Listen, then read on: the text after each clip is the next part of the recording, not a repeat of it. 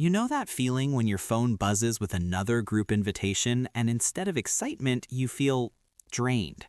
Like you'd rather spend Saturday reorganizing your bookshelf than sitting at brunch making small talk about nothing that actually matters. For years, I thought something was wrong with me for feeling this way, until I discovered what psychologists have been quietly documenting for decades about people who genuinely prefer smaller social circles or even solitude itself. Here's what makes this fascinating. According to research from the University of Chicago, we need to distinguish between two completely different experiences that our culture constantly conflates. There's loneliness, which is that painful, distressing feeling that your social needs aren't being met, and then there's chosen solitude, which is something else entirely. You can live a relatively solitary life and feel completely content, or you can be surrounded by dozens of people at parties every weekend and feel profoundly lonely anyway. The difference isn't about how many friends you have, it's about whether the connections you do have actually align with what you need emotionally. Think about that person you know who has 3 close friends they've had since college versus someone else with 800 Instagram followers who still feels empty inside. The UCLA Loneliness Scale measures this with questions like, "I feel isolated," or "There are people I can talk to," and what researchers found is that people can give completely opposite answers while having similar-sized social networks. What we're really measuring isn't quantity, we're actually measuring the quality of feeling seen, understood, and valued. Now, to where it gets psychologically interesting and, honestly, a bit counterintuitive, look, people who prefer a smaller circle of friends aren't running away from connection or anything, they're just chasing something a bit more meaningful.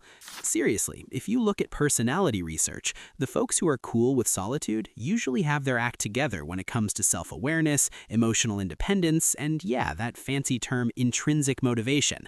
Basically, they do stuff because it matters to them, not because they're trying to impress anyone. Don't get it twisted, these people aren't flawed in any way. They just have an inner life so rich that needing approval from everyone else, it's not a priority anymore. Honestly, I spent most of my 20s convinced I was broken or needed some kind of upgrade.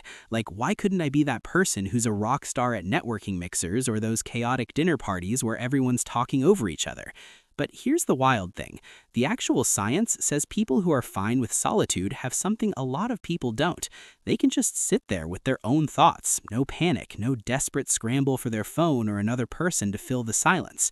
Psychologists call it emotional self-regulation, basically being able to handle your own feelings without constantly handing that job off to someone else.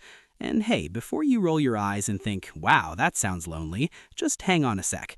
Studies on social isolation and loneliness have found that people who are okay with being alone usually end up with deeper, more legitimate relationships than those who can't stand being by themselves.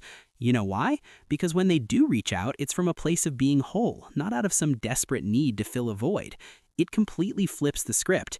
They put whatever social energy they've got into the people who actually matter, people who get them, respect their boundaries, and don't expect them to put on some fake persona. Quality over quantity isn't just a bumper sticker, it's straight up survival for your mental health in a world that's always screaming at you to be on 24/7. Here's something I found particularly striking when I dove into the academic literature.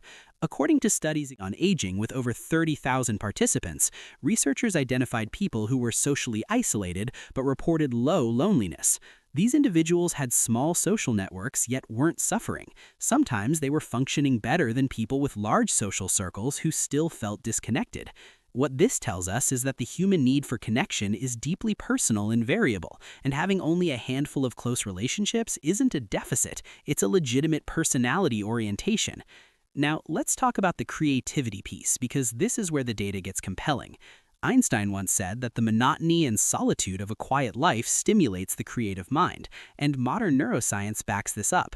When you're not constantly processing social stimulation, reading faces, managing group dynamics, performing expected social scripts, your brain has bandwidth to enter what psychologists call divergent thinking mode. This is the mental state where you can explore multiple solutions, make unusual connections, and generate original ideas without pressure to conform to groupthink. People with few friends aren't missing out on inspiration, they're creating space for it. And honestly, here's something we rarely talk about but desperately need to. Having few friends doesn't automatically mean you're lonely, but it also doesn't mean you're immune to the psychological risks of isolation. Research from the National Institute on Aging has documented that chronic perceived isolation, that feeling of being alone in the world regardless of how many people are physically around you, affects attention, cognition, and behavior in ways that can genuinely impact long-term health. Studies have even linked persistent loneliness to cognitive decline and cardiovascular problems over decades. So the question isn't how many friends do you have, the real question is, do you feel connected to the people in your life, and does your current social setup align with what you actually need? Because here's what the psychological research reveals when you strip away all the cultural noise about what friendship should look like. People who thrive with fewer friendships tend to share certain traits. They have strong internal compasses, they're comfortable with introspection, they've developed what's called self-concept clarity, meaning they know who they are without needing constant feedback from others. They're not afraid of their own company because they've learned that solitude isn't emptiness, it's space. Space to think, create, process emotions, and develop ideas that matter to them. This doesn't mean they never experience loneliness. It means they've learned to distinguish between the temporary discomfort of being alone and the chronic pain of feeling unseen even when surrounded by others. If you're someone who's always felt slightly out of step with the cultural mandate to have large friend groups and packed social calendars, psychology actually has some validating news for you. Research on people who prefer solitude consistently finds they demonstrate higher levels of psychological adjustment, stronger boundaries, and greater emotional resilience than the general population.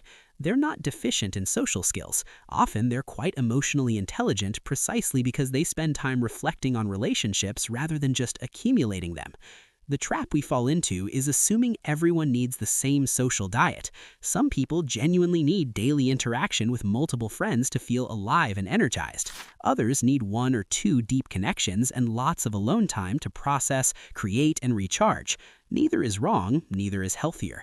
They're just different psychological profiles shaped by personality, upbringing, and neurobiology.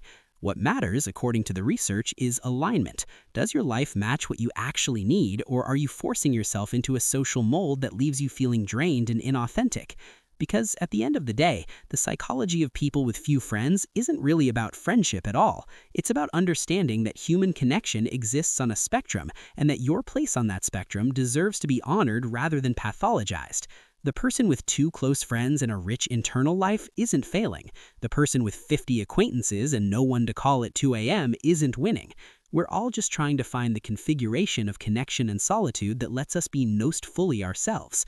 And sometimes that means choosing the quiet even when the world keeps telling you to choose the crowd.